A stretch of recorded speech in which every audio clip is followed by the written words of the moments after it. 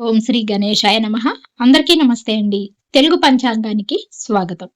మే 13వ తేదీ స్వస్తి శ్రీ పరాభవ నామ సంవత్సర ఉత్తరాయణం వసంత ఋతువు వైశాఖ మాసం కృష్ణపక్షం బుధవారం రోజు పంచాంగంలో సూర్యోదయం సూర్యాస్తమయం తిథి నక్షత్రం శుభ అశుభ సమయాలు శుభ ముహూర్తాలతో పాటు నేటి మంచి మాటను ఈ రోజు తెలుసు.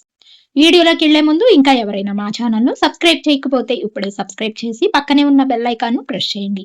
ఇలా చేయడం ద్వారా ప్రతిరోజు పంచాంగం మీకు టైంకి చేరుతుంది.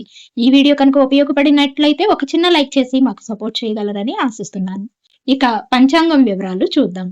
సూర్యోదయం ఉదయం 5:46 సూర్యాస్తమయం సాయంత్రం 6:41 చంద్రోదయం తెల్లవారుజామున 2:43 చంద్రాస్తమయం మధ్యాహ్నం 3:13 ఇక ఈ రోజు తిథి ఏకాదశి ఉదయం 9:07 వరకు ఉంటుంది. తదుపరి ద్వాదశి ప్రారంభమవుతుంది. నక్షత్రం ఉత్తరాభాద్ర రాత్రి 8:49 వరకు ఉంటుంది.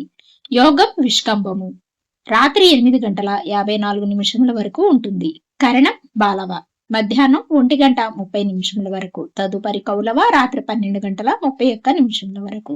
ఈ రోజు అశుభ సమయాలు రాహుకాలం మధ్యాహ్నం 12 గంటల నుండి 1:30 వరకు ఉంటుంది.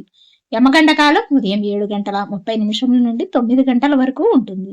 గుళికా కాలం మధ్యాహ్నం ఉదయం 10:36 నుండి 12:12 వరకు ఉంటుంది. దుర్ముహూర్తం ఉదయం 11:36 నుండి 12:34 వరకు ఉంటుంది.